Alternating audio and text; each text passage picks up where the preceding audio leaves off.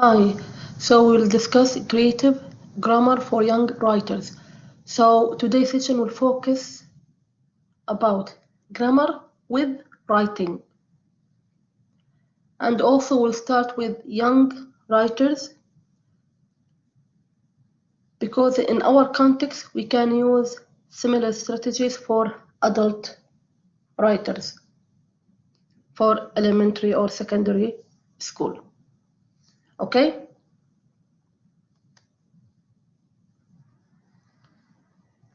So we'll see how grammar in a curriculum.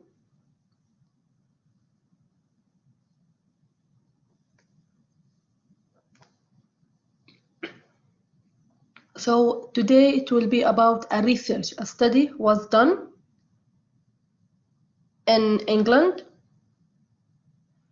So I will show you some samples, what they have done, and how they test and assess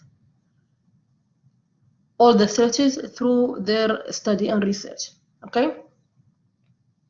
So here, just like in general, in Anglophone countries, like England and other countries, European countries,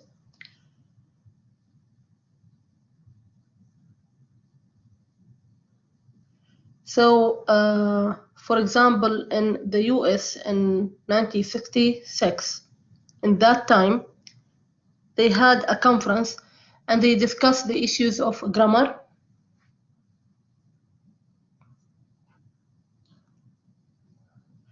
And in that time, when we studied the history of grammar, we start with the traditional method and the other methods. So in that time, in 1966, they had some kind of rejection for grammar teaching. But then, as we mentioned, they started to have with more modernized, even for teaching grammar.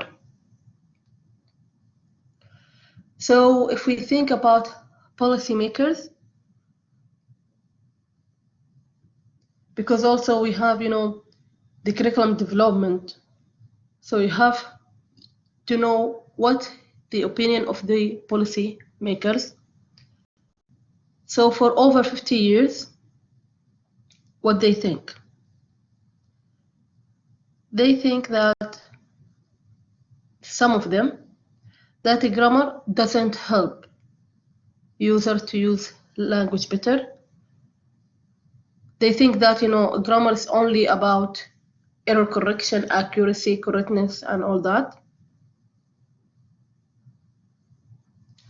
And when they think about grammar and creativity, they think, okay, how we can, like, for example, grammar is more about rules, but creativity is more about freedom. So they can use whatever they do, and they can speak as the way they want, and the grammar that they can make it up, okay? So what they think, it's like, it's different. And they think as socially, as a society, some of them that, think that it's like a cure for social ills. So it depends. There's different, opinions about grammar in that time. Okay? So in 1981, Elbo said, nothing helps your writing so much as ignoring grammar. So that's what he believes. So this is all about what? The beliefs of the researchers in that time, policymakers, and all that. Okay? And do you remember when we discussed the philosophies about curriculum development and all that? About idealism and constructivism. So it's all like related, okay? So it's all like views. Okay, good.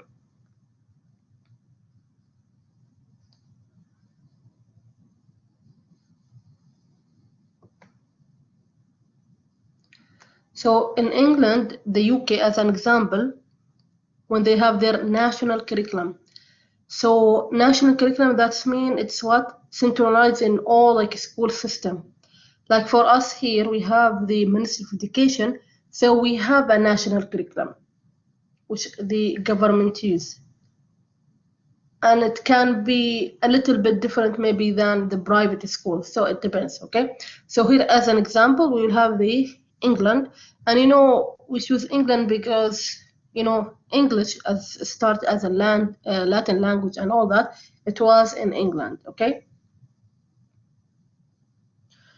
So and their belief that grammar learned naturally and implicitly, okay, through interaction with other speakers or from reading. And I think that's what personally I believe more, okay? I like to learn the language naturally and through interaction with other speakers, reading, and now, we have movies, we have everything, okay? And you can, through travel, you can speak and learn. Yes, watching, yeah, as you mentioned, Latifa, okay. If we mention the opposite, the explicit knowledge, it's also important because it gives you more like consciousness control and choice in the language. Especially if you do the writing and all that, you might need it. And especially if you, let's say you do your graduate studies, you do research, it depends on your focus. So you will need it, okay?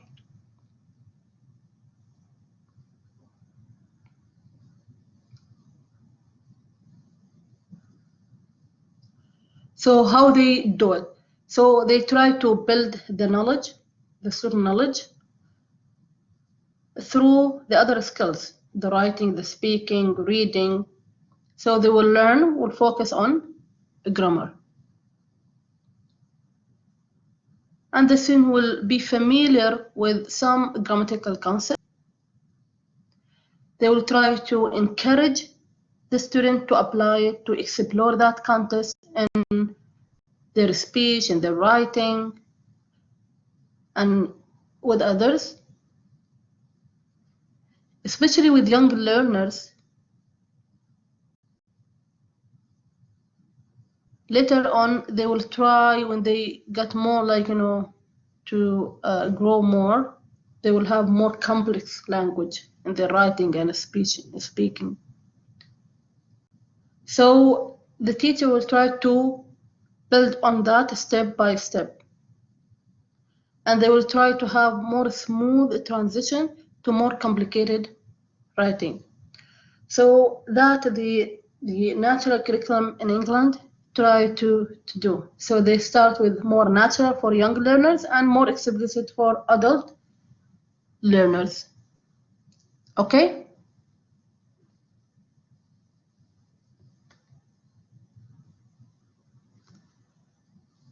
So when we think about grammar in the curriculum, so why we teach grammar? In general, because it's like structure in a language. Try to avoid any errors or mistakes in speaking, writing. And we try to understand and develop our comprehension on how text work and what is the meaning of a text, especially with reading.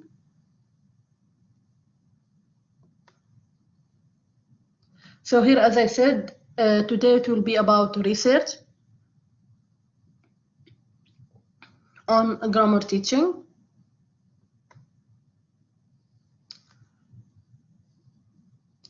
So if we start with meta-analysis, so here from the 63, we have different research about that. Meta-analysis, what do I mean by meta? We explained that term before, like meta-linguistics.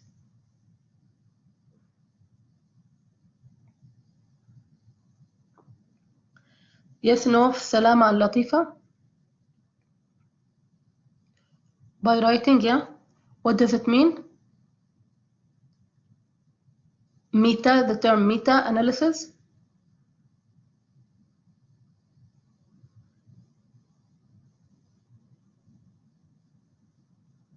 Okay, it's like the meta-linguistics. It's about thinking about what you are doing or thinking about thinking. So it's like, you have the analysis, for example, of the grammar or the method, and then you try to rethink about the same idea. So that the idea is of meta, okay? So you think about the thinking itself. So you go deep and you explain why that's happening, okay? So that's like in general, okay? The meta analysis, okay? And then you have some empirical studies. And here are some examples.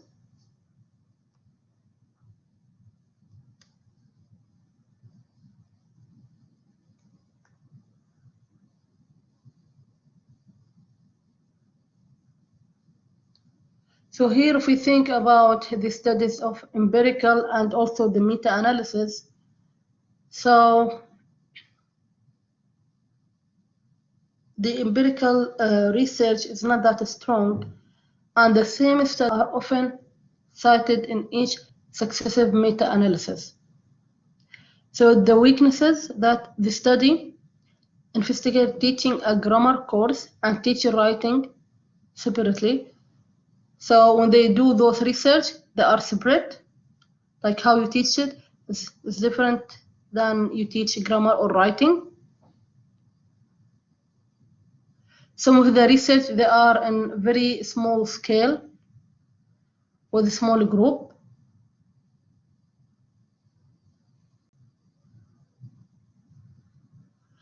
And also there is more, not many studies that focus and investigate the teaching of grammar and meaningfully in context and in writing and in that date. I mean that in the past, okay?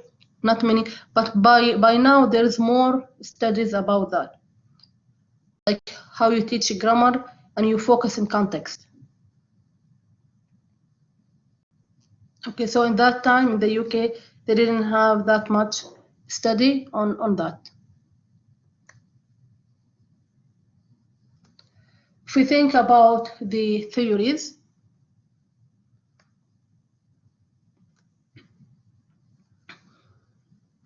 we have the prescriptive and the descriptive models. We already discussed these terms earlier.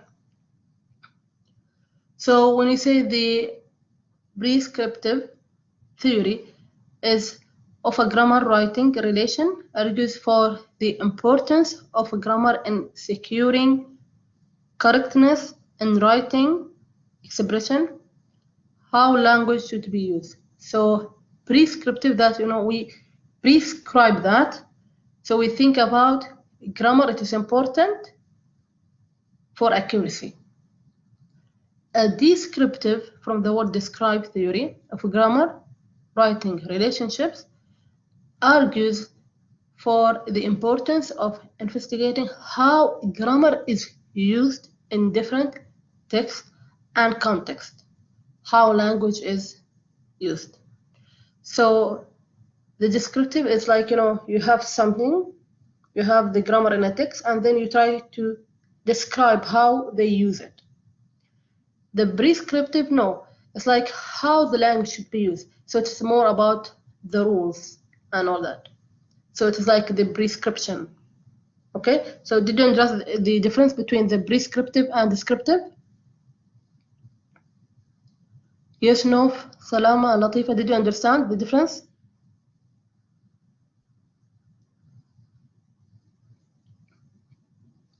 Okay, so the prescriptive is how should be used. The descriptive is how the language is used, okay? So in general, we know that accuracy and correctness in writing is important, but not sufficient to generate good writers. Why? Why accuracy is not usually sufficient in generating good writers? Why is that? What do you think?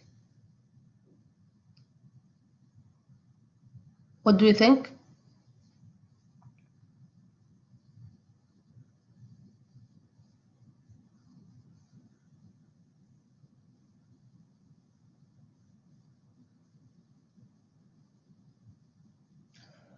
Yes, no. Salama and Latifa. So here the statement we have that accuracy in writing is necessary, but not sufficient in generate good writers. So why?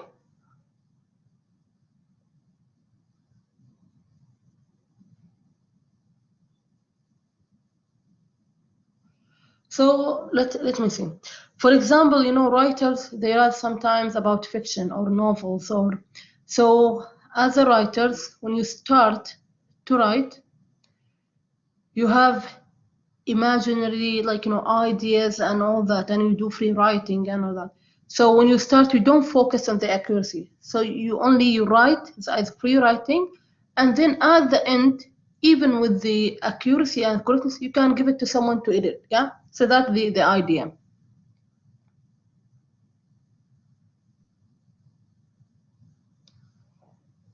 Okay. So descriptive view eliminates how written text generates meaning in different contexts.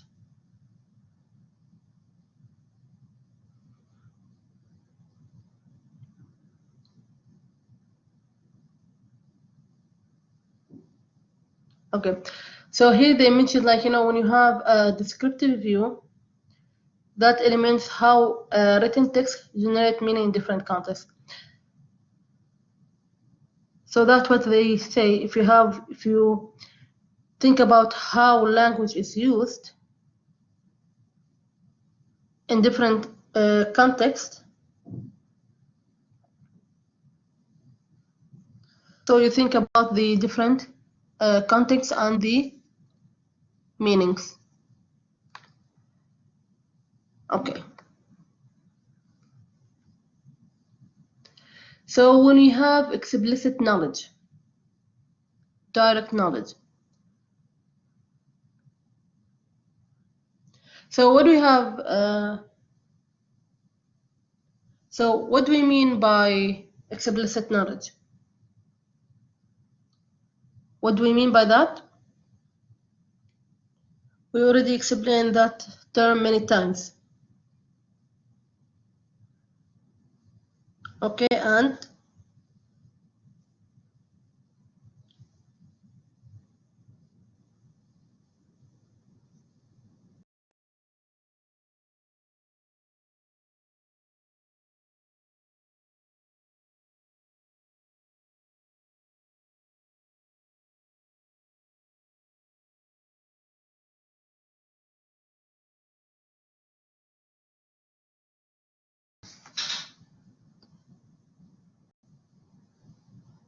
okay, so what do you mean by tacit knowledge? So we have the term tacit and explicit. So tacit is only like the implicit. That's what we know, yeah? So it is the opposite. We use the term tacit or implicit. Okay. So tacit knowledge is not tangible or verbalized. Example, recognizing from a facial expression that someone is anxious. Explicit knowledge is codified, recordable, communicatable, and verbalized. Example, knowing how to change a tire on a car. So tacit knowledge, it's like implicit, is embedded, it is inside the thing. The explicit knowledge, no, it's you have to have it in details, you have to have code, you have to record, you have okay, so that's the difference between both. We explain that through grammar. So tacit grammatical knowledge is the most important for being an effective language users, and we acquire some substantial tacit knowledge as we learn to speak. Example, young children who learn past tense in English. Yes, tacit is similar to implicit. Yes, Latifa. So Tacit grammatical knowledge is important for being an effective language user, and we acquire substantial tacit knowledge as we learn to speak. Example, as young learner who overlearn past tense in English and say we go instead of we went. So when we have the tacit knowledge or the implicit knowledge, the example when I give you walked, so you add the ed, but with irregular verb like go. If you generalize or the children generalize, they will say go, so ed, but the actual and the right is went, so it is irregular. Okay. However, for explicit grammatical knowledge is accessible and usable grammatical knowledge. Example, an adjective provides more information about a noun. Okay, let's say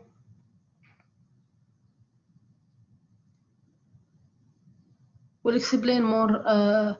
You know what does mean adjective, yeah? And a noun. Okay.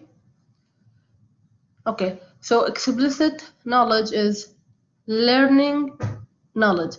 It can be used to develop greater understanding, to solve problems, to share thinking as important.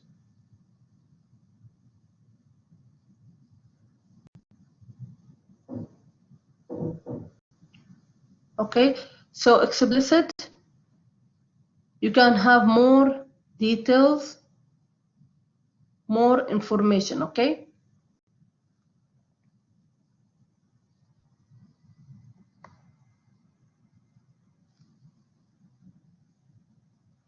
We have a term we called functional grammar.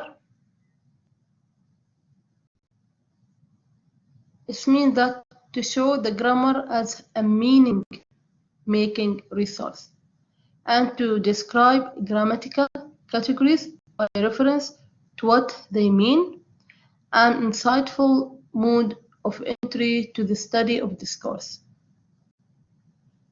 So in that term, they think about the grammar as function. What is the function of grammar? What is the job of the grammar? What does the grammar do? So that's the meaning of that term. So reframing of grammar as more than a description of the structures of language, but fundamentally as resource for meaning making. So for the functional grammar, they think about what? The grammar as a meaning. What does like a grammatical point means? So knowing grammar is knowing how more than knowing what. Okay, so it's about what is this grammatical point means. So it's not only what is the grammatical point. Yeah, it can go through the social pragmatics and all that. So it's about the function. What does the grammar do? Okay.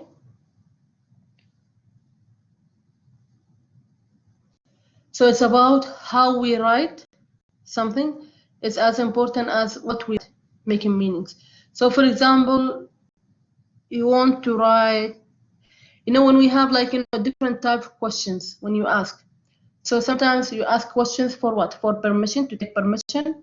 You ask some questions, it can be as order, or so that's the function of the grammar. Okay? Or maybe sometimes, you ask questions, but what you mean is that, you are angry about something. Okay? So it's not about, just asking the questions. Okay? So it's about how you use that grammar.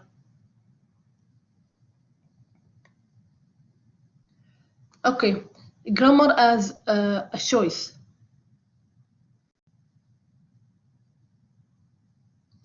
So I think we know grammar as a structure, and that's what we had explained many times. But what do we mean by grammar as choice? So we can make explicit how choices of visual and verbal resources privilege certain viewpoints, and how other choices of visual and verbal resources could construct alternative ways. The text itself is an instance. The resource is possible because behind it lies the potential that informs every choice made by the speaker or writer. Okay. So, we have different grammatical points, okay?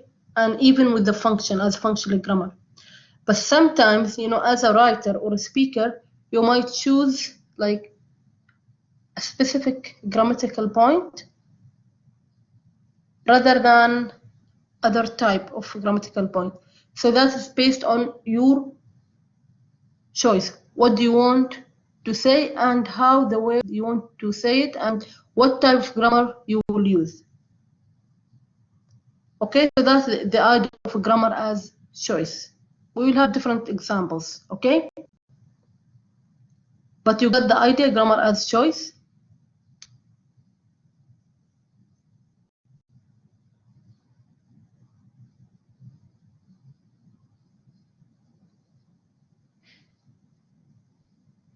Okay, you can see that, with the teenagers, sometimes how they make up some like grammars and some words and all that, they make a choice to use it. So it's similar in the context. Okay?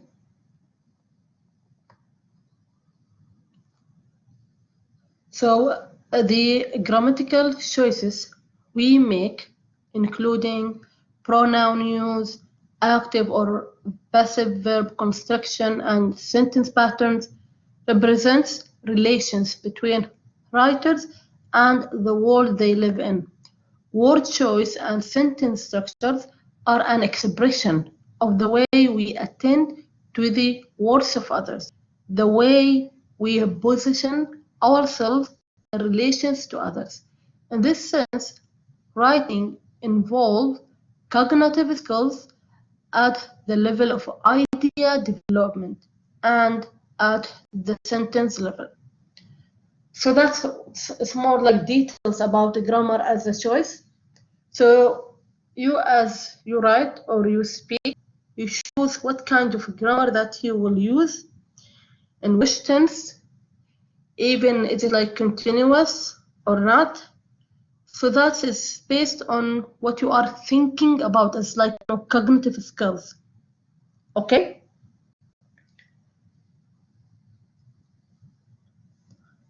So showing learners the grammatical choices writers make, and the grammatical choices they can make as writers can alter the way their writing indicates and their understanding of the power of choice. Okay, I will give you an example. For example, now we are as researchers, when we write research and we publish it, like now we have many books that we can follow, even how to do the writing for research. Like, for example, if you write an abstract for research, yeah, and that's what you are doing, yeah, you write a research, so you have to write abstract, you have to write the methodology section, the discussion section, the analysis section, the literature review.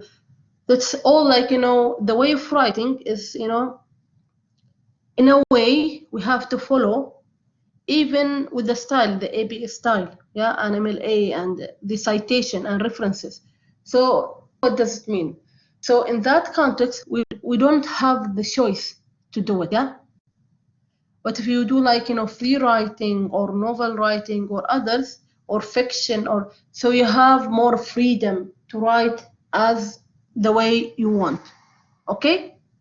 Is it clear?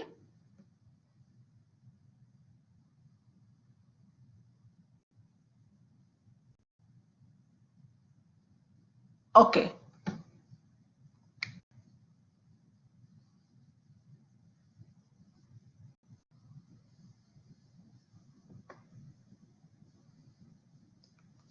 Okay, here about the metalinguistics understanding.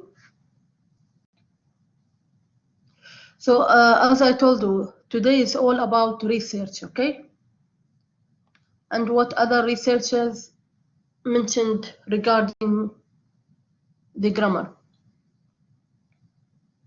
So if we discuss now meta-linguistic understanding, so those moments when users shift their attention from the transmitted content to the properties of language used to transmit them.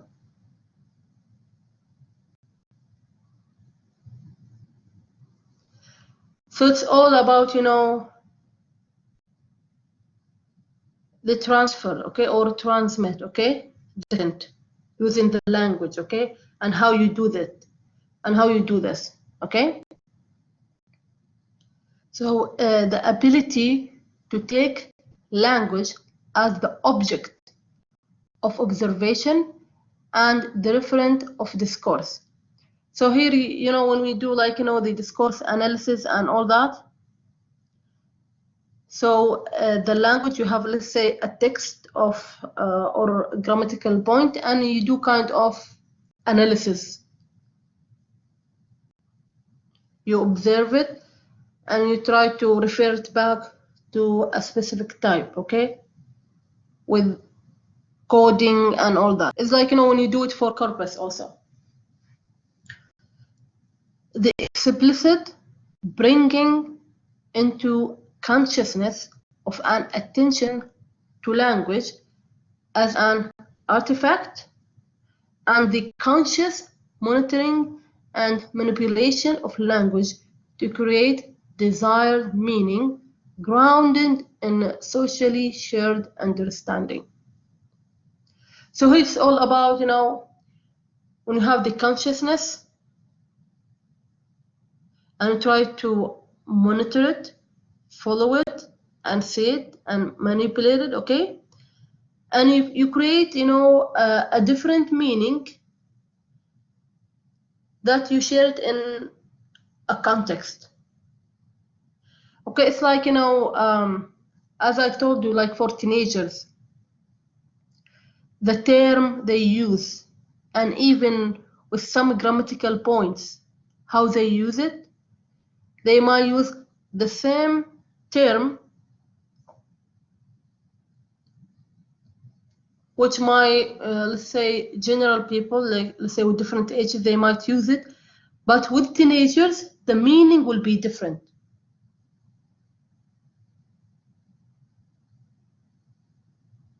Okay, did you get it, what I'm trying to say?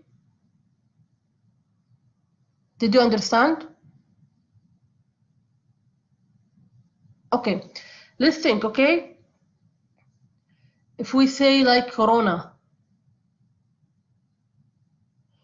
think about this term like now, and let's say if we think about it in like 20 years ahead, after 20 years. So now this year is 2020. So after 20 years it will be 2040, yeah? So now if we mention the term Corona, we have different jokes, different ideas, okay? In each, maybe the teenagers, how they use that term can be different for medical stuff. It can be so, okay?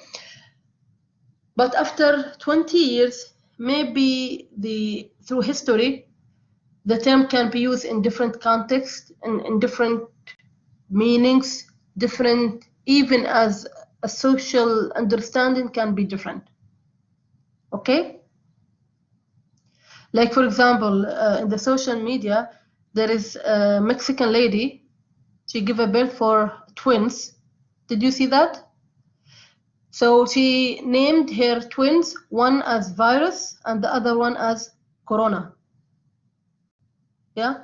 So imagine those children when they grow up, what will be, you know, the connection to their names and the understanding, even like with their families, you know, it will have, you know, like a story for that. Okay.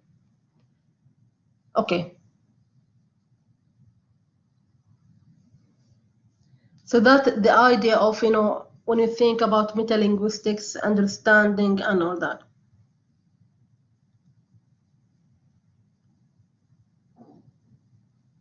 Okay, so now we have a term is meta and then semiosis. Okay, so semiosis is means what? The meaning. Okay, yeah, salama, they might be pulled off their names. Okay, so that's the reason our prophet mentioned that we have to be careful of choosing our children names. Yeah, okay, good. So the new term now we have is meta semiosis. So it's reflection on meaning making. So it is meta to processes of meaning making, and to that extent it's always more or less abstract. So here we will focus on the meaning. If we think about pedagogy and the teaching method, so explicit grammatical knowledge and treating grammar as a meaning-making resource develops learning metalinguistics understanding. Okay?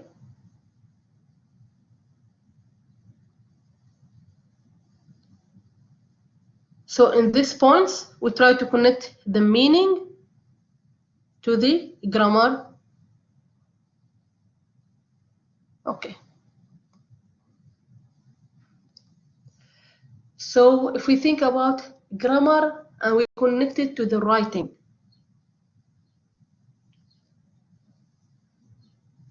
So the demands of writing for less novice writers. As writers mature and gain expertise, they invest more effort and reflective thought in the task. From knowledge telling to knowledge transforming requires a shift to more affordable writing. So that means, okay, when we have writers as beginners, it's different than experts, yeah? Because through this process, they try to learn and they try to transfer and transmit the knowledge in the writing to be more creative, more better writing. A strategic writer has to be both a thinking planner, a coherent organizer, a careful reviser, and an audience-sensitive message center. Usually when we have more expert writers, they even with their thinking, they plan it, even when they organize, they have their organization of the writing is more coherent, connected, and they try to revise the writing carefully, and they think about, okay, whatever they write, what will be the attitude or the reflection of the people or the audience who is reading what he's writing. Like for example, even in Netflix, you can go and check. There's a documentary about Obama, and this time when he was the president of the US.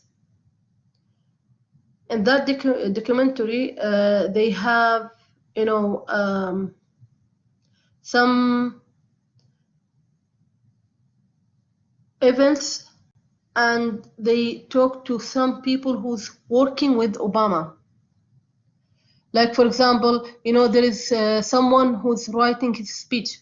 So that's mean Obama, he's not the only, you know, writing his speech. He has many people helping him in writing his speech, okay? So it's good. From that, you can see how they are sitting together, they plan what they have to say, and they have to think about, okay, whatever they are saying, how that will affect on the people and the audience. Okay, so this can be what? An example. Okay. Also, another example in our country and in most countries now, because of the coronavirus, when they have conferences about what we will do in our country, what will be the strategy with the pandemic and all that. Okay, so this is all about what you have to carefully think when you send a message to the audience, especially with sensitive messages. Okay, that will affect many people in a country. Okay, the difference between learning to talk and learning to write. So it's different, yeah? If you are talking, it's different if you are writing, yeah? Okay. So talk in L1, in your first language, is acquired naturally through immersion and social interaction. So it's normal. You learn your first language, you talk to your family, to someone outside your family in the society, and you learn that language, yeah? You acquire it naturally. Writing is a more learned than acquired through acquisitions. Does have a part, as example, the learning about writing acquired through reading. So even in our first language, do you remember when you are young in KG and maybe before that you start to learn how to write? So that's what do you mean, yeah? Writing usually is like you learn it more than you acquire it. Because the term acquisition is more to the speaking. Although in English, patterns of language and speech have many similarities with written text, there are many different differences to be learned. Writing is not a speech written down. Okay, so that means even let's say if we have the English or the Arabic, you have the writing and the speaking.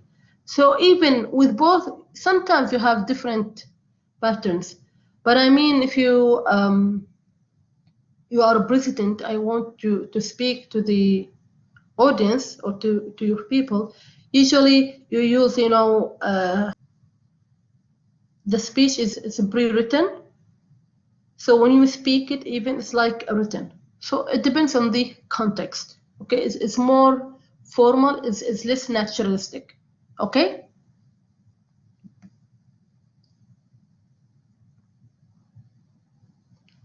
The challenge of learning to write and to be an effective writer requires increasing metalinguistics understanding about writing.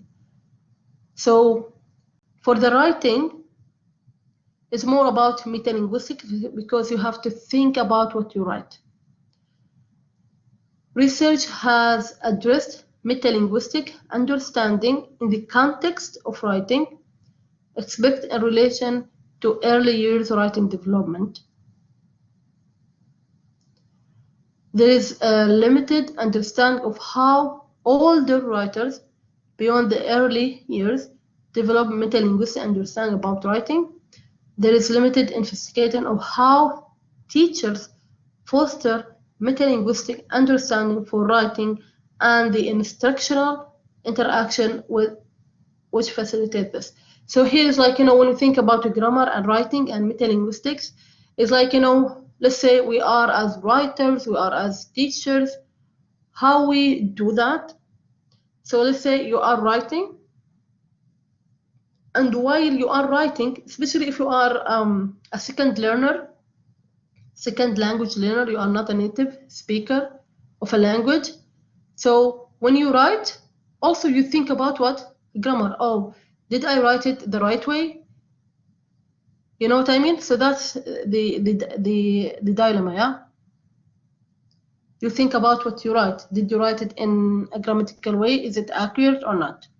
Okay, so it's like thinking about what the meta linguistic, thinking about what you are already writing as a language. Okay, so here, repertoire of infinite possibility. Writing is always an act, decision making and making choices. So that's mean, okay, that especially, you know, with journalists, especially when they write about facts, about wars, about pandemic, about, you know, big issues. So they choose what they want to write and they make a decision, okay? For example, let's say you are a journalist, okay, and you are writing about your country. Sometimes if someone else is writing about your country, but he is not from your country, he might write in a way can be different than the way you write, yeah? Because the second person, he doesn't have that belonging to the country. So whatever choices or decisions he makes in writing can be totally different than someone who's making the choices and decision to write. Especially now, you know, with the research. Why, for example, like here in our country, let's say in the UAE, and also in most countries, sometimes we are, as Emirati writers and researchers, we write about the topic and we discuss it because, you know, sometimes we are, you know, belong to the community and we understand the community more. So our making decisions for the writing can be different than the other writers. Okay? So decisions about the storyline, the argument, the character, the title, the structure, message, the phrasing, the words, the font, it's all like, you know, we make that decision. So here, this research, they will focus more about the language choice and the decision the writer makes. They will emphasize on how choice develops independence and autonomy as a writer. So let's say, okay, you are the writers, so that means you are independent when you write, okay? So it's like, you know, you have kind of a freedom for what you write. But like, you know, when you think about the global citizenship, even with this, you have to think about it and you have to be careful of what you write, especially with different countries and different policies.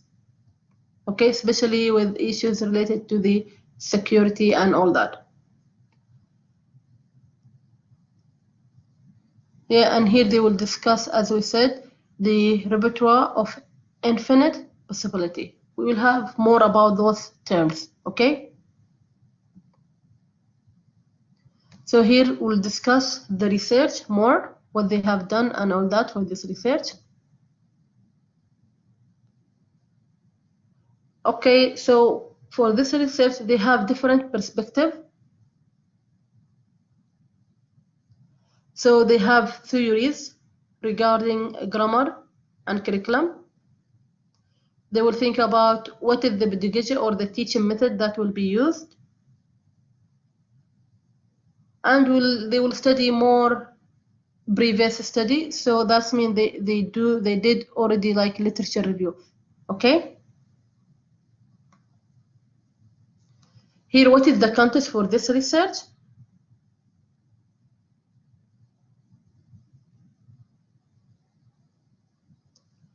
So here they have a cumulative series of studies on teaching of grammar to support writing development. So they have from randomized control trials to qualitative longitudinal studies showing evidence of positive impact on student attainment. So that means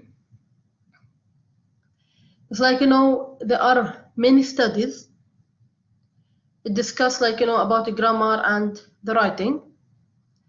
So they have more random control trials, and then they have more qualitative longitudinal studies. Longitudinal means for a long time. They are following writers or okay. So for this research, they try to see the effect of that, the teaching method of writing and grammar on student performance and achievement and all that.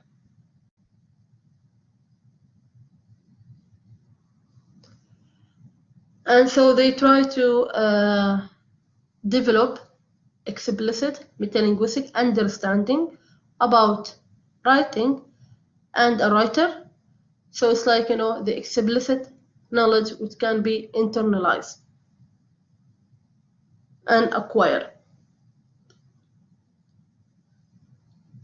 So it's more about the writing and the writers and how they can do and think about what they write more.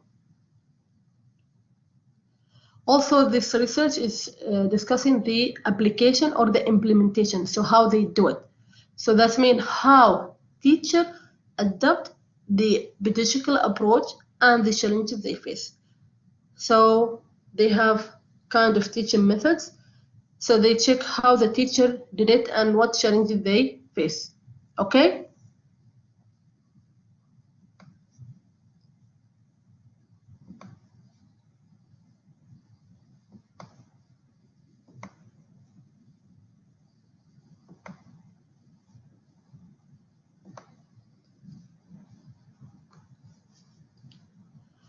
So here for the research, they have different research, the steps.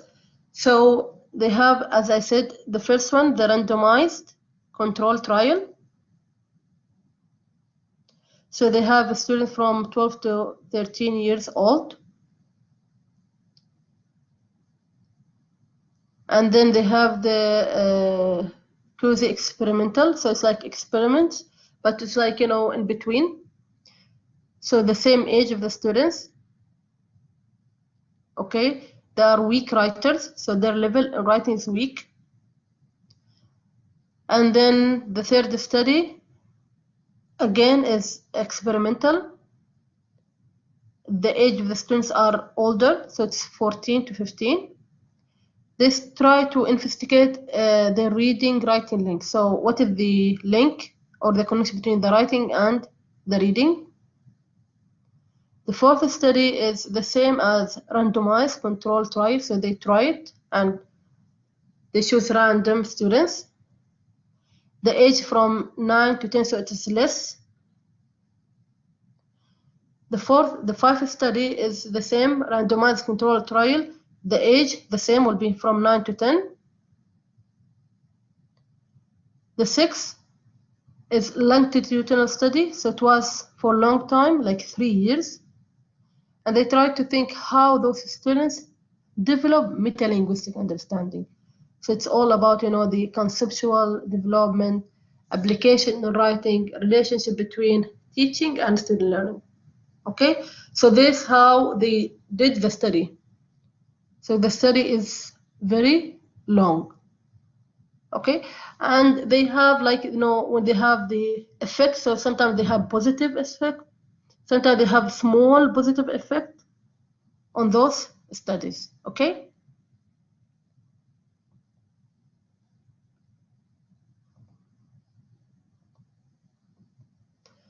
So for this study, what was their conclusion in general? Drawing attention to grammar, meaning, relationship at relevant points in the teaching of writing is an effective way to improve student outcome.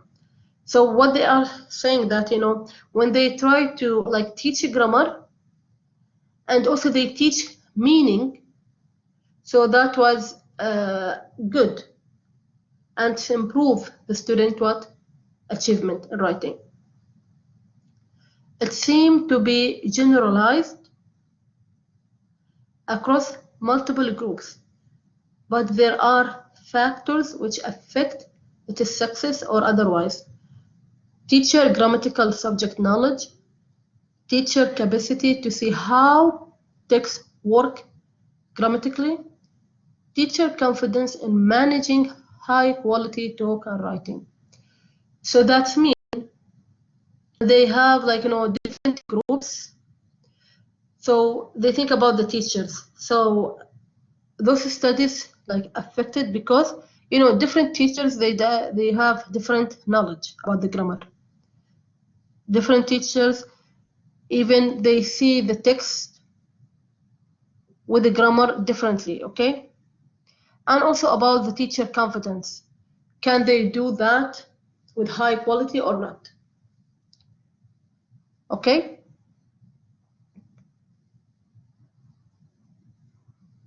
So now we'll explain the pedagogy, the teaching method. So Exeter pedagogy, it's the university, it's called Exeter in UK. They use that teaching method. The creative grammar writing relationship. So they have what connection between the grammar and the writing. So how they do it? Explicit teaching of a grammatical point relevant to the learning about writing. So that means they start to teach grammar explicitly, directly. Then developing young writers' knowledge about language in the text they read and how language choices shape meaning. So when they sit with the young writers, the learners, they see how their knowledge is developed through this text and what kind of choices they use and that shape the meaning of their writing. Then developing young writer understanding of the language choices they can make in their own writing. So those writers, the researcher tried to see how those writers understand the language that they choose to use and they make their own writing. So that's what we call the repertoires of possibility. What is possible, okay? And possibilities that they are having as writers.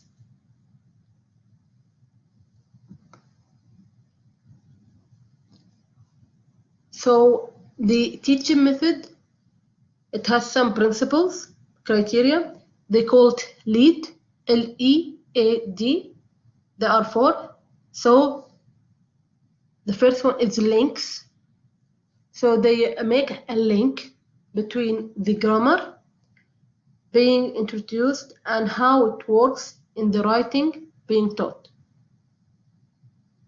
So that means they have a grammar.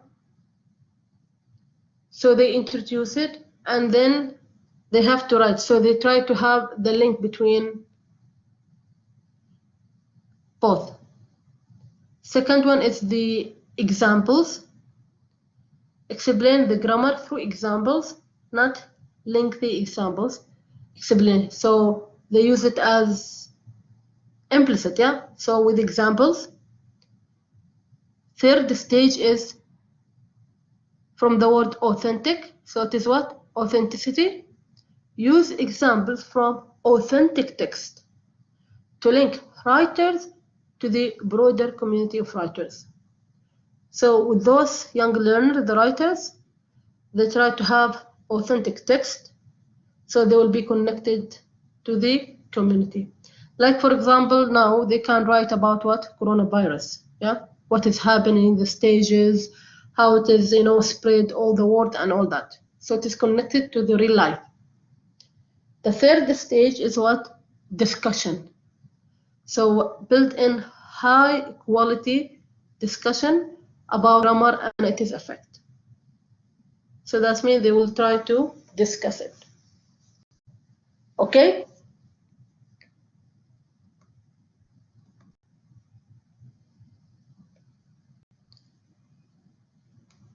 So here we'll illustrate how they do it. So they have the authentic test, and then okay, so and out of the mist came a figure in flowing green walking across the water.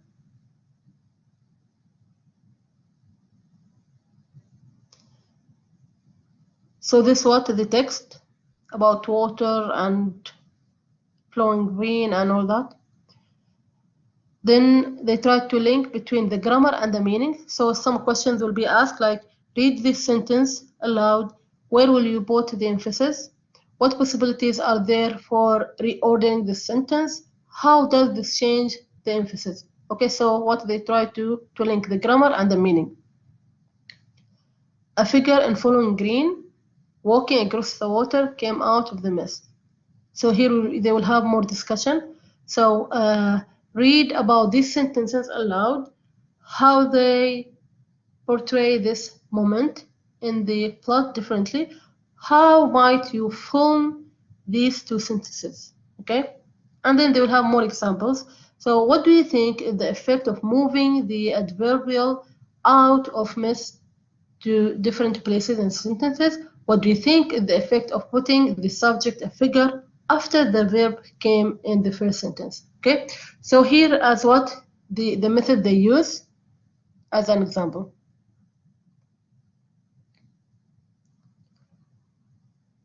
So the principle, so the first one, as we said, is the link. So they link between the grammar being introduced and how it works in the writing text being taught.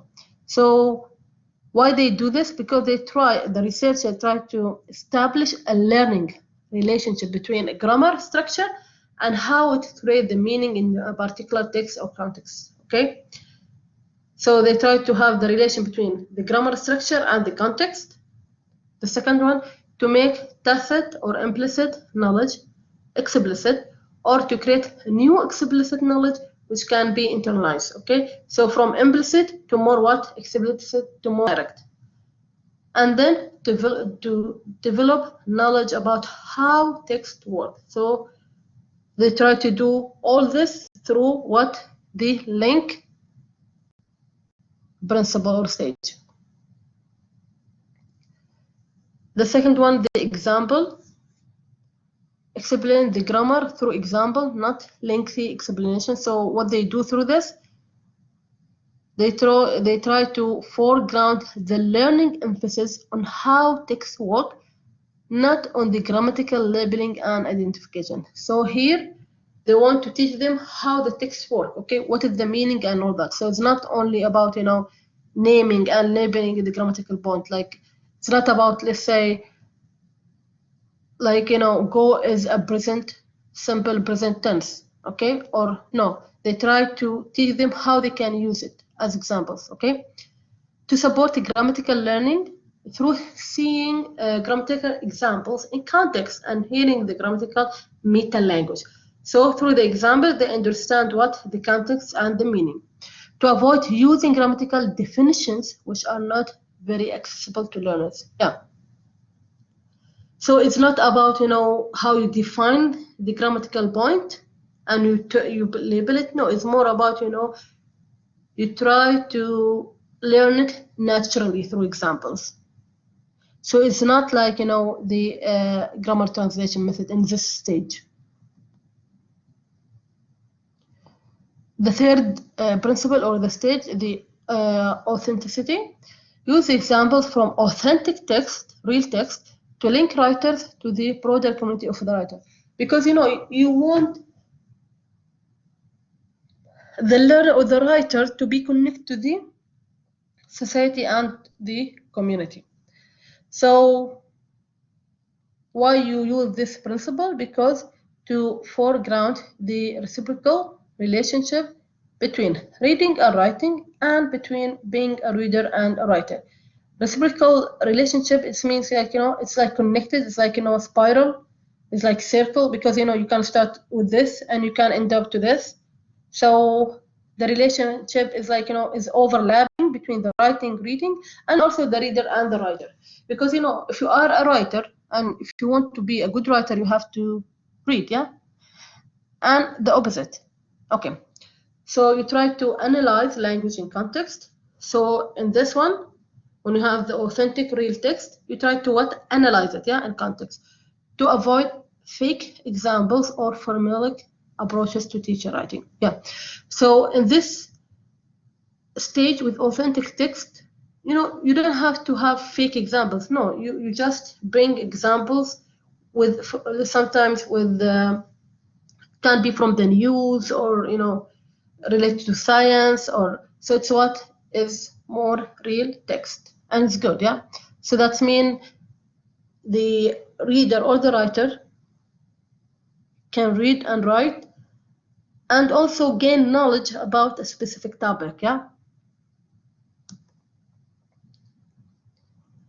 The last principle or the stage is the discussion. So you try to build high quality discussion about the grammar and its effect. How you do it?